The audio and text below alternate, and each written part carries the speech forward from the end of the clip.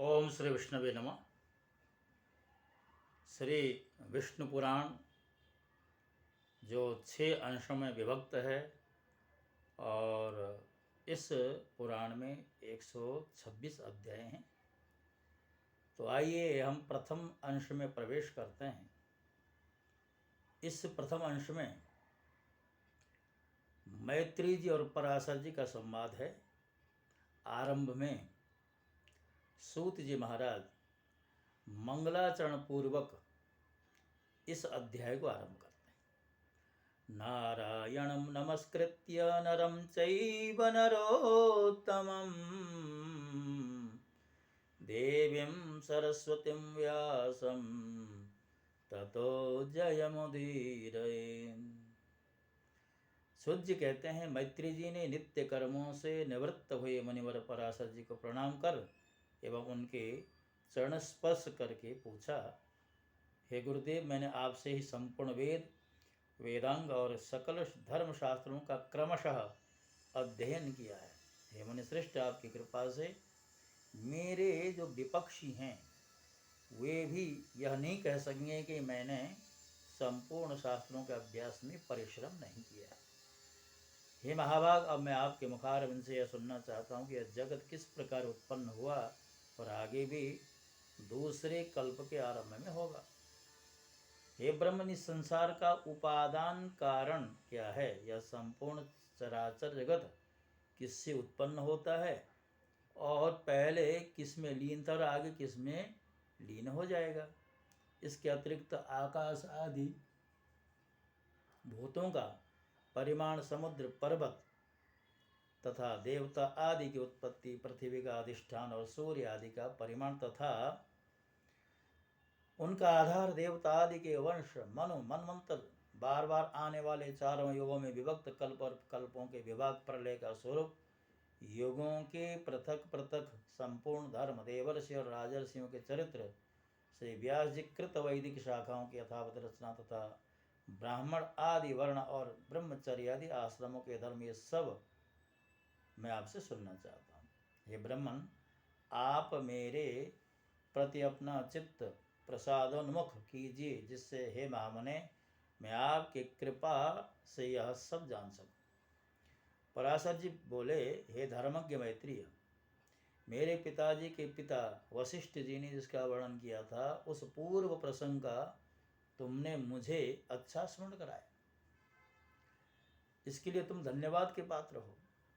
हे मैत्रेय, अब जब मैंने सुना कि पिताजी को विश्वामित्र की प्रेरणा से राक्षस ने खा लिया है, तो मुझको बड़ा भारी क्रोध हुआ।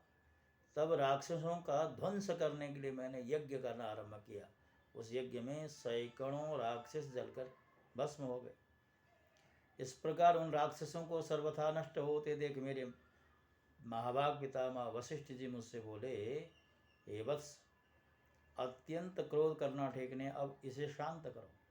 राक्षसों का कुछ भी अपराध नहीं है, तुम्हारे पिता के लिए तो ऐसा ही होना था। क्रोध तो मूर्खों को ही हुआ करता है, विचारवानों को भला कैसे हो सकता है? भैया, भला कौन किसको मारता है? पुरुष स्वयं अपने किए का फल भोगता।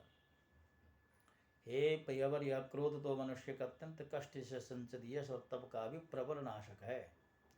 हितात इस लोक और परलोक दोनों को बिगाड़ने वाले इस क्रोध का महर्षिगण सर्वथा त्याग करते हैं।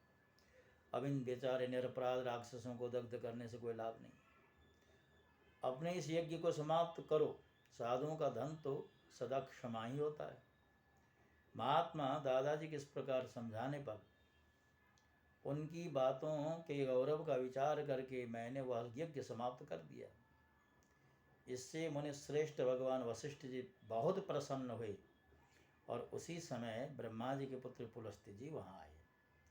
हे मैत्रेय, पितामह वशिष्ठ जी ने उन्हें अर्घ्य दिया। तब ये महर्षि पुलह के ज्येष्ठ भ्राता महाभाग पुलस्त्य जी आसन ग्रहण करके मुझसे बोले, तुमने चित्त में बड़ा वैरभाव रहने पर भी अपने बड़े बूढ़े वशिष्ठ जी के कहने से क्षमा स्वीकार कर लिया, इसलिए तुम संपूर्ण शास्त्रों के ज्ञाता हो गए। हे महाभाग, अत्यंत क्रोधित होने पर भी तुमने मेरी संतान का सर्वथा मूलोच्छेद नहीं किया, अतः मैं तुम्हें एक और उत्तम वर देता हूँ तथा मेरे प्रसाद से तुम्हारी निर्मल बुद्धि प्रवृत्ति निवृत्ति भोग और मोक्ष के उत्पन्न करने वाले कर्मों से निस्संदेह हो जाएगी। पुलस्त्य जी के इस तरह कहने के अनंतर फिर मेरे पितामह भगवान वशिष्ठ जी बोले, पुलस्त्य जी ने जो कुछ कहा वह सभी सत्य है। हे मैत्री, इस प्रकार पूर्व काल में बुद्धिमान वशिष्ठ जी और पुलस्त्य जी ने जो कुछ कहा था वह सब तुम्हारे प्रश्न से मुझे स्मरण हो आया। अतः हे मैत्री, तुम्हारे पूछने से मैं उस संपूर्ण पुराण संहिता को तुम्हें सुनाता हूँ। तुम उसे भली भांति ध्यान दे करके सुन। विष्णु सकाशाद उद्भूतम जगत तत्रैव च स्थितम स्थिति संयम कर्तासो जगतोस्य जगत सह। यह जगत विष्णु से उत्पन्न हुआ है, उन्हीं में स्थित है, वे ही इसकी स्थिति और लय के कर्ता है तथा यह जगत भी वे ही हैं।